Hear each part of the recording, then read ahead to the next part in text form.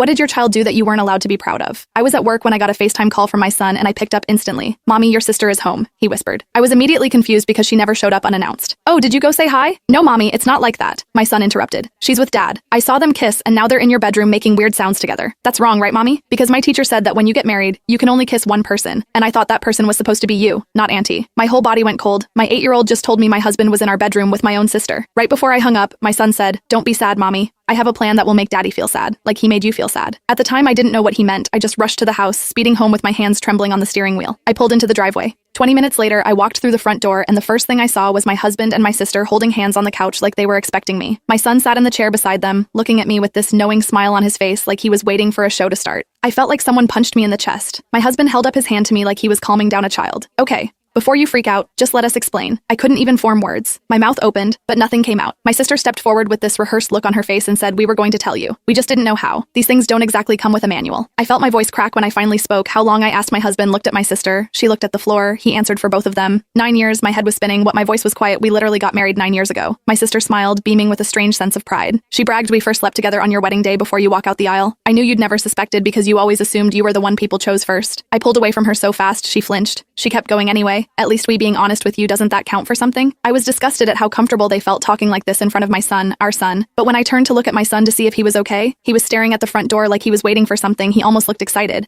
That's when I heard a knock at the door. My son smiled and said, "I told you I was planning something, Mommy." He then jumped up from the couch and swung the door open. I looked at my exclusion and his new GF to see if they knew what was going on, but they both looked equally as confused as each other when the door was fully open and I saw who was behind it. My jaw hit the floor. Standing on my porch was my entire extended family, and beside them was my ex-husband's and Anne's entire extended family. At least 25 people were now staring into my living room, seeing my husband and sister sitting together holding hands. The silence was deafening. I looked at my son, complete shock, and he just stood there beaming. I invited them all here to expose Daddy and Auntie. They can't lie to anyone anymore. I stared at him, wondering what I did to raise a kid like this. My husband tried to stand up to explain himself, but his own mother held up her hand and he sat right back down, and just when I thought my son's antics were over, my sister clutched her stomach and sprinted towards the bathroom. I looked at my son, and he whispered again, "I put the me that helps you poop in her food." My son had put laxatives in my sister's food. I didn't know whether to laugh or cry, he continued. "It's like you always say, Mommy. Sometimes you gotta clean the bad stuff out from the inside." Long story short, I got a fat divorce payout and now me and my son live in a penthouse together.